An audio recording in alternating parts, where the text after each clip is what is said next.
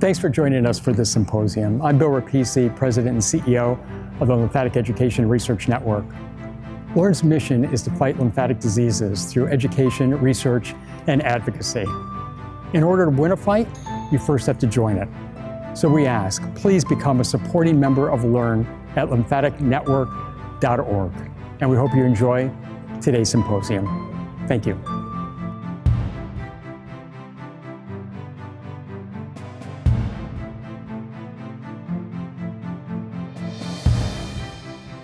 Well, hello everyone. My name is Zorina Galis. I work at the National Heart, Lung, and Blood Institute, which is one of the 27 institutes of the National Institute of Health. I am currently the Chief of Vascular Biology and Hypertension Branch, and I'm going to talk to you about how to best navigate the NIH landscape in search of opportunities for extramural research resources. So not only funding, but many other things that NIH may be able to help you with. My most important disclosures that, as I said, I am an employee of NHLBI, Heart, Lung, and Blood, and NIH.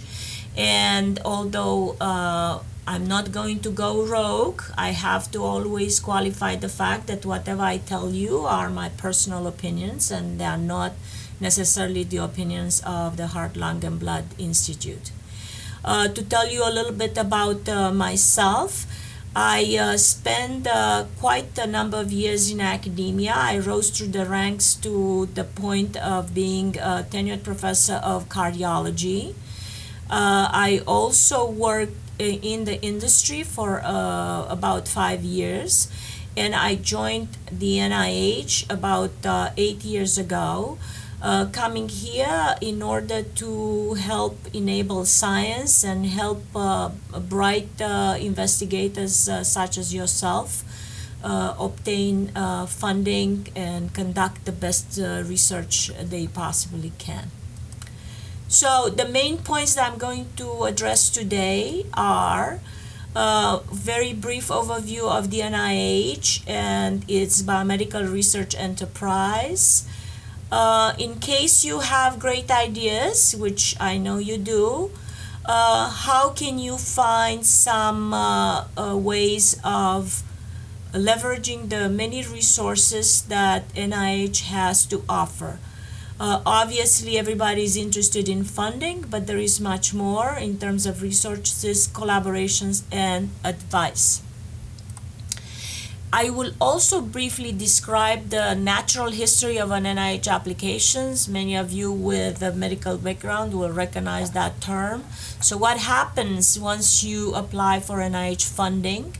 Many people are still confused. I'll try to give you a very short and easy path so you get an idea how this works. So the National Institute of Health are one of the several agencies that are under the Department of Health and Human Services, together with others that you may recognize, the FDA, Centers for Medicare and Medicaid, and so forth. Within the NIH, we also have 27 components, the various institutes and centers that are referred to as ICs. I know everybody is interested in funding, so the NIH is actually the largest source of funding in the world for medical research. And here is a breakdown of the FY fiscal year 2018 budget, showing how the various institutes get various parts of this NIH funding. And the top 5 institutes in terms of funding, as you can see, my institute, the Heart, Lung, and Blood Institute, is currently number 3 in this list of funding. Also a picture of Building 1, the historic Building 1, the first building on the NIH campus, and our current director, Dr. Francis Collins.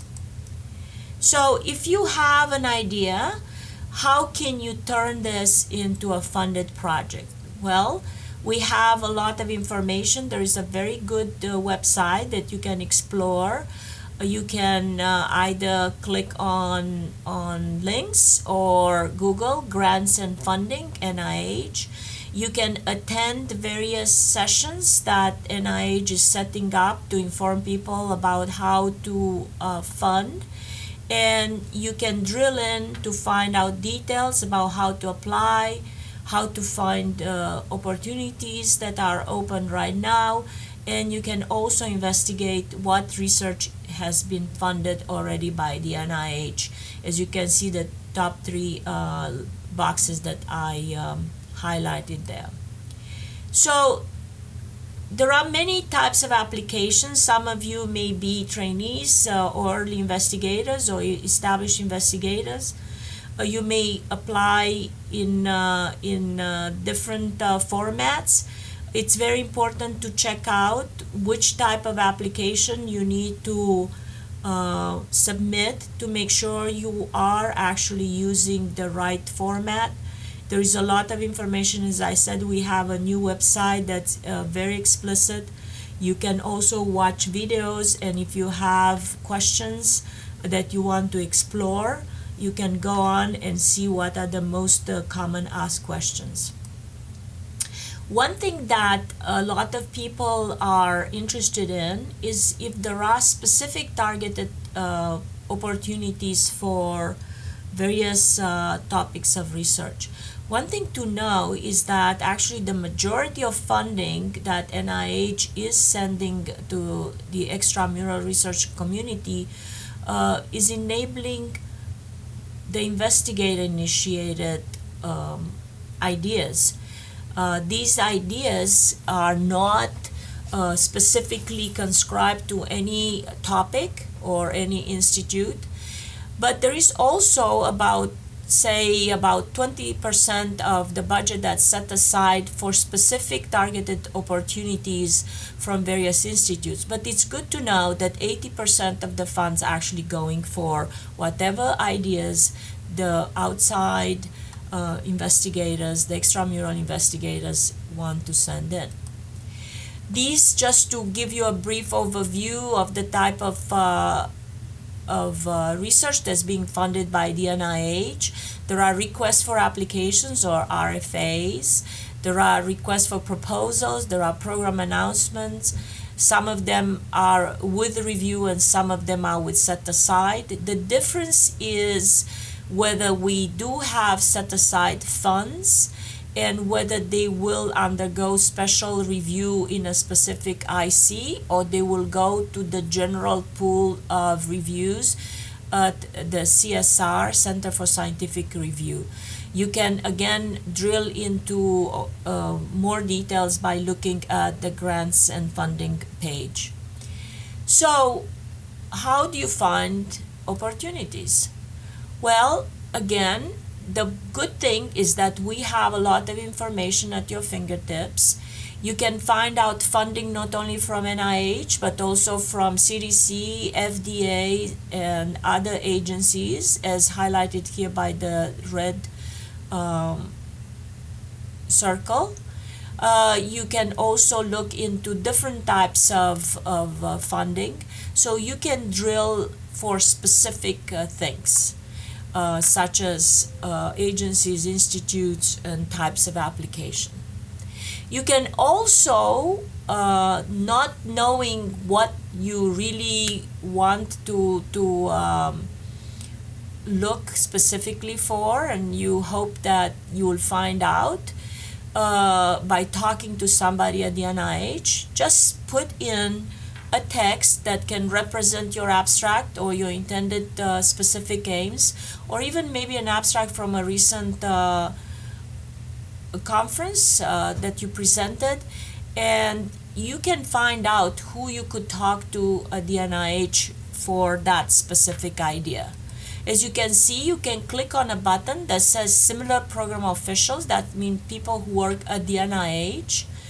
And by using the NIH Matchmaker, magic happens and you are getting actually matched with a program official. As you can see here on the left side, There is a list of program officials. The contact information is available. By clicking to the link, you immediately can send an email to this program official, and with Dr. Singhaal's approval, I am showing you this specific case in which he contacted me regarding research that's related to a lymphatic condition that's very well known, lymphedema. So you can immediately find a person that is going to be able to talk to you and advise you. You can also see something else. You can see what other ICs may be interested in your research. IC, again, is one of the components, and I'm showing you as an example, the fact that our institute had put together a specific strategic vision, and we have a certain mission, so you can drill into that.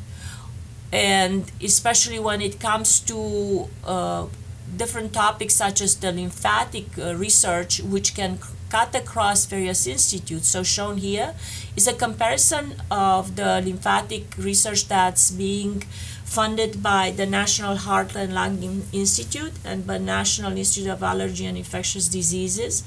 As you can see, probably we have a lot of overlap. However, we do have some differences in terms of what are the main research conditions and diseases that we cover, as well as the main targets that are being investigated by our extramural research and interest in specific chemicals and drugs. So while for the NHLBI, the main conditions are related, of course, to cardiovascular disease, inflammation, and others, this is just looking at the connection with lymphatic research. In terms of main conditions covered by the National Institute of Allergy and Infectious Diseases, we are looking mostly at infections, viral diseases, inflammations, and so forth. So you can go and look specifically for these type of informations that come, or you can again go back to the NIH matchmaker and ask the question, what other similar research has been funded? What institute might be mostly interested in my research?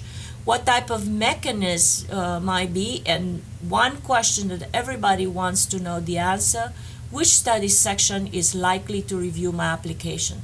So this is a case in which I described before. Entering the abstract is the same abstract. As you can see, although I might have been the main program officer who matched with this because we cover a lot of lymphatic research at NHLBI, this specific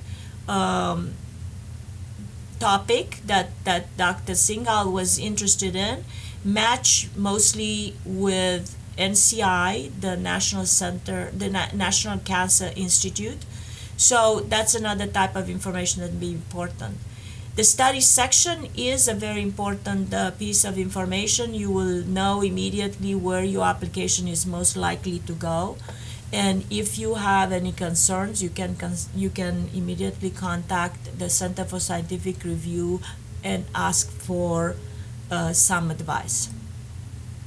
You can also find a lot of other resources, and shown here is very short visual impression of the type of resources that are available within the NIH Intramural program. That means research that's been carried out at the National Institute of Health laboratories on the main campus. As you can see, there is a lot that people can actually tap into: equipment, resources, biomedical specimen, especially for rare diseases, clinical studies, and so forth. And we even have special type of funding that can be obtained to collaborate with the intramural investigators.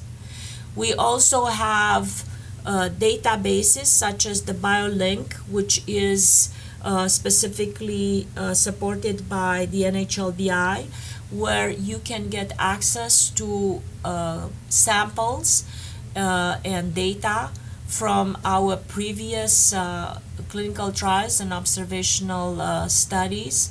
And this is especially very useful for new investigators. So if you are a new investigator and you don't have a lot of resources to begin with, you can immediately tap into such a resource and start producing some preliminary data and even develop a full application based on access to BioLink. So as you can see, you can apply directly online. The NIH has started a huge program that's called All of Us, and they are collecting data for hundreds of thousands, and I think the plan is 1 million participants. You can get access to their electronic health records. You can get access to their biosamples, and you can always tap into the knowledge and data that All of Us is providing. Again, this may be a very good resource for many of you. Now, what happens when you actually apply for NIH funding? Well, let's assume this is your grant application. This is no longer paper application. It's an electronic application. For the sake of illustrating this, let's say you printed it. Your application will be sent to the Center for Scientific Review, or CSR, and based on matching such as the one I just showed you with the NIH Matchmaker, is going to be referred to a specific study section, as well as it will be matched with a certain institute. Let's assume it's NHLBI, the Heart, Lung, and Blood Institute. Your application will be reviewed by the study section, and you will receive a priority score that comes directly to you through the system. Eventually, we also get this priority score, but please know that you don't need to call to inquire. As soon as this is available, it will be immediately sent to you by the system. After this, all our applications that have been under consideration for funding are submitted for the review of our advisory council. So it will be NHLBI council or whichever IC your application was matched with, and they will come back to us with their approval or the opposite. And if it's approved, you turn from applicant to a principal investigator, which is very good news. And we also will make a recommendation for funding. And at this point in time, you will be able to start your project. Now, if you get lost at any point in this process, remember we still have phones. They don't look like this, but I really love this phone, which is an actual phone that exists here at NHLBI. Nobody knows exactly what is the phone number, who may call. We are happy, never rang, but it's here.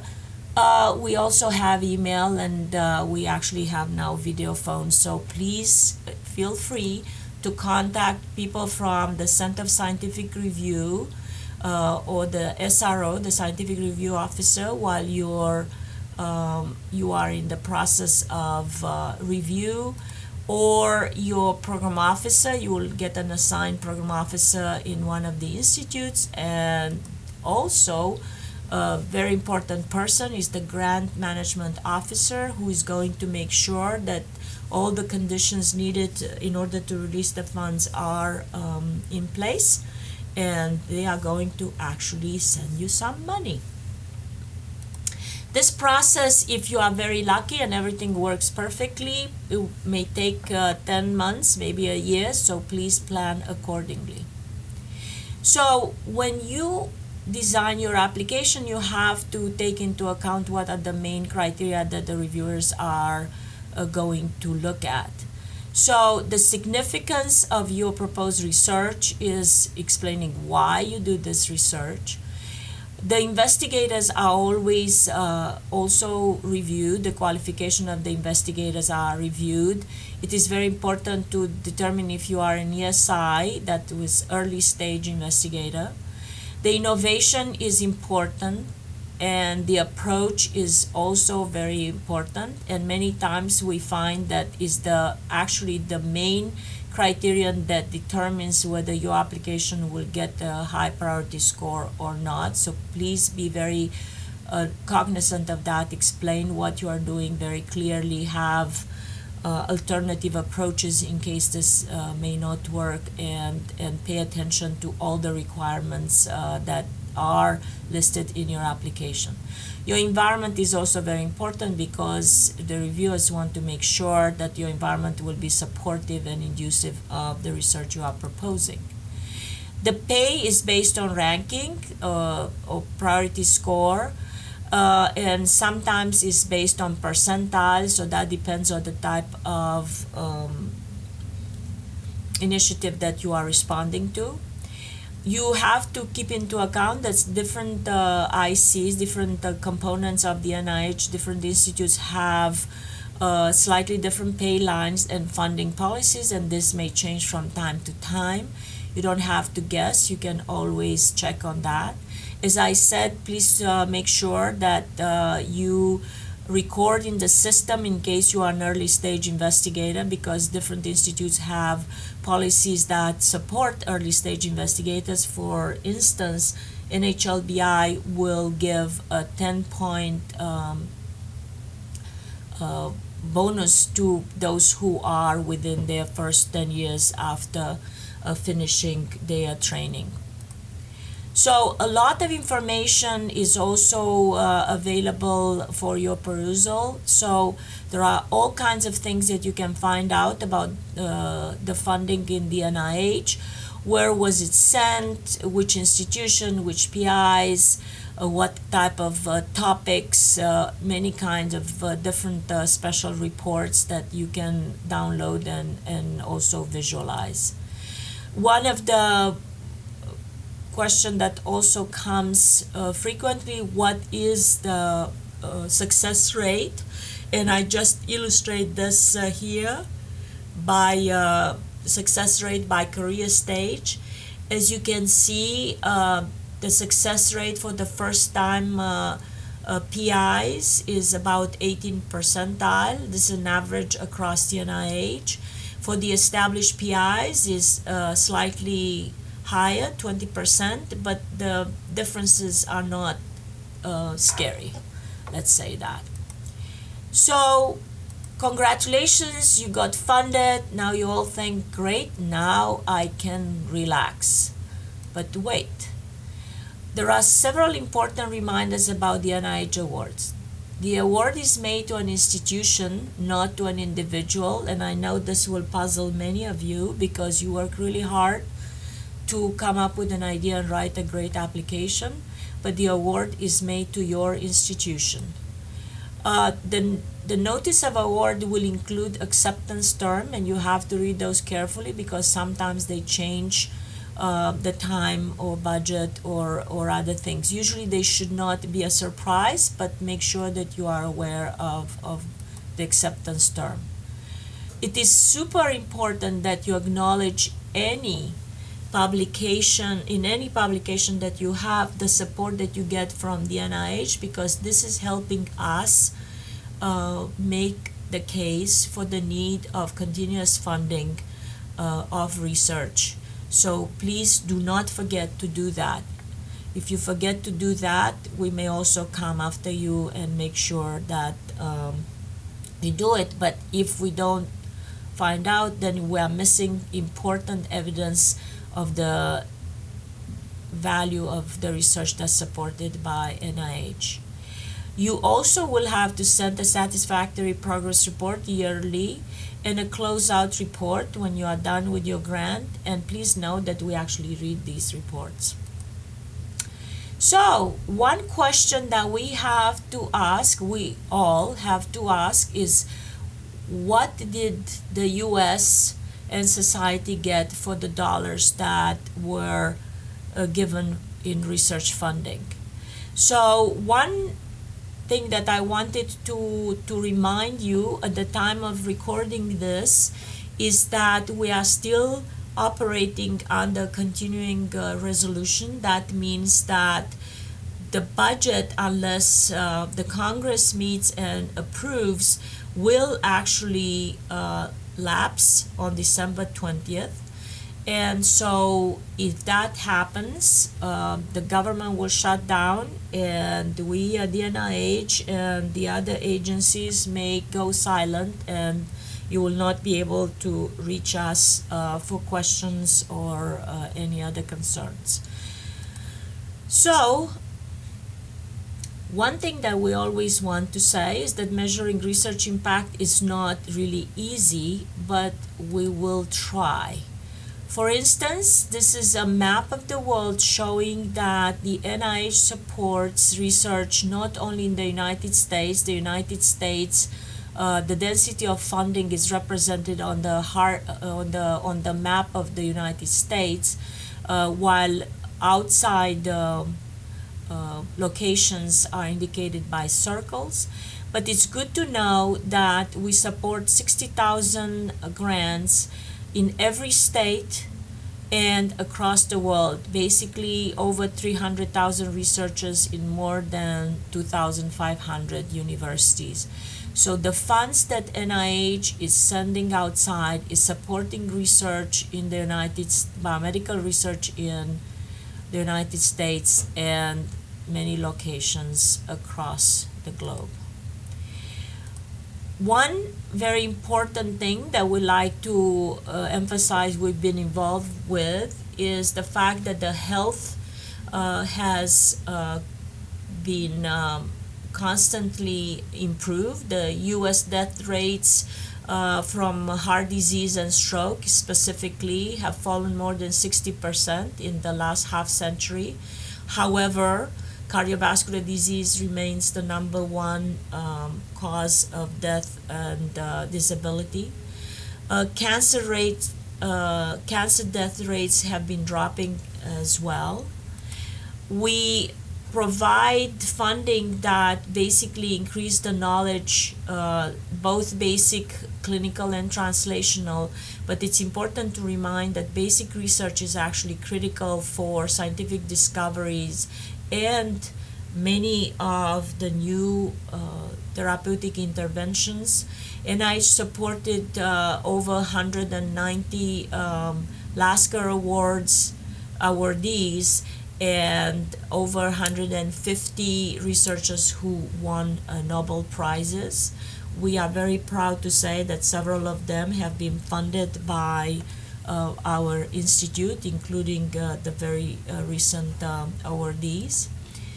We also help the economy. So the numbers come from 2017, but it was estimated that our funding basically generated about 70 billion in economic output nationwide. So for instance, for every $1 that NIH gives in funding for research will generate more than twice in local economic growth, and it's not difficult to see how we create jobs that are associated with research and even with universities and so forth. For instance, one of the great examples we have is the Human Genome Project that generated also a lot of money in return, a huge return in investment, specifically from development of new technologies and many new companies.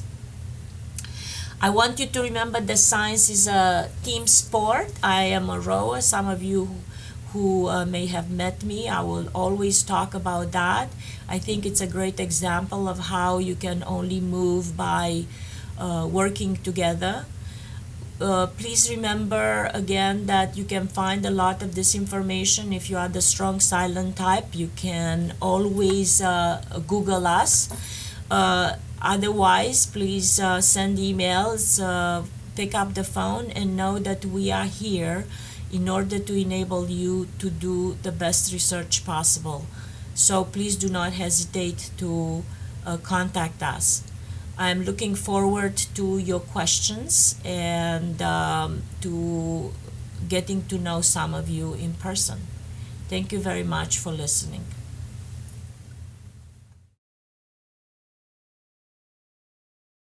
So I'm reading one of the questions that was received that is asking, Laura is asking about whether NIH would be interested in helping her develop a new therapy. So the answer is yes. NIH is supporting research across the board, and developing new therapies, interventions, and devices, diagnosis, and so forth is part of the things that we are happy to help support. So each institute has units that are dedicated to helping such initiatives. In the case of Heart, Lung, and Blood Institute, we have an office for translational research, OTAC, and you could Google this. We also have a specific institute that is dedicated to helping with developing new therapies, especially for rare disease. That's called NCATS, the National Center for Translational Research. So we do have small business applications. We have funds that are committed for specific drug development, diagnostic development, the type of research that is not necessarily hypothesis driven.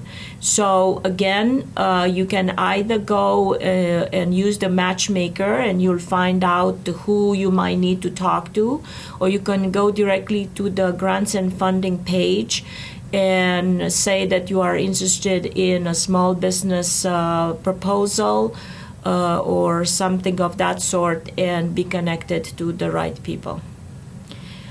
Again, I want to say from the beginning that even if people don't have immediately an answer for you, they will find an answer for you, or they will connect you to people who can help. So don't hesitate to ask any kind of questions to people who work at the NIH. Any other questions?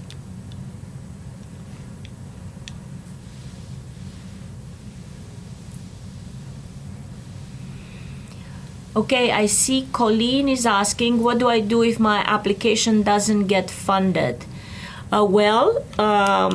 First of all, don't despair. I still remember the times where I used to be an applicant myself, and the first thing I would do, we used to get paper copies, and I would just throw the paper copy of the decision in a drawer and not look at it for a couple of days until I decompressed. This time you will probably get a notification.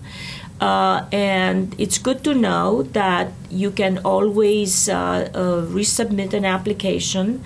And of course, the best idea is to try to respond to the reviewers' comments. If you feel like you would like to get advice about what's the most important thing to respond to, because it's not always easy to respond to all their requests, again, feel free to connect with the program officer that had been assigned to you. We're always happy to try to work with you through the summary statement. You can apply once, and if that doesn't work, you can actually apply again, putting that application as a new application. So there are numerous opportunities to try to get funded, but I would suggest that you ask advice either to your institution, your mentors, so forth, as well as the NIH. I hope this answers your question. So please, whenever you get assigned a program officer, do reach out to them and they will help. Okay, I see another question coming in.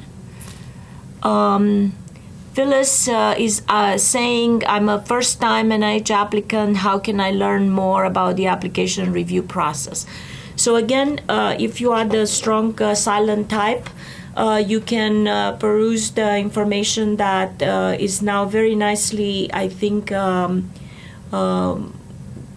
depicted on the page for grants and funding. You can attend in person one of the many seminars that are being given. I think there's a traveling show that will probably reach your location. Again, you can also reach out to the various institutes, and if you are still a trainee and you need more help, one other strategy is to reach out to the training office. Each institute has a training office, and people who are specifically trained to understand what is your stage in your career and what type of applications you might be able to take advantage of. So I suggest that you talk to a person rather than just try to discover everything by yourself and maybe getting frustrated or lost in the system. As I said, we're always happy to try to either help directly or connect you to people who can help.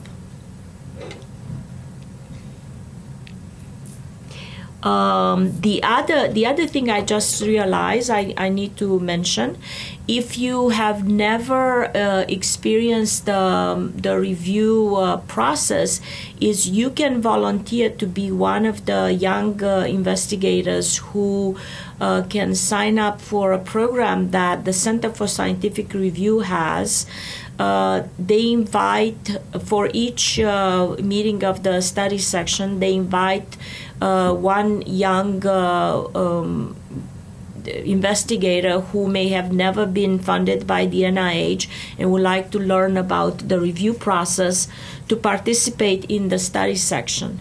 Even if you are not a young investigator, you can still submit your name and offer to be a reviewer on any of the study section. These things are done by you.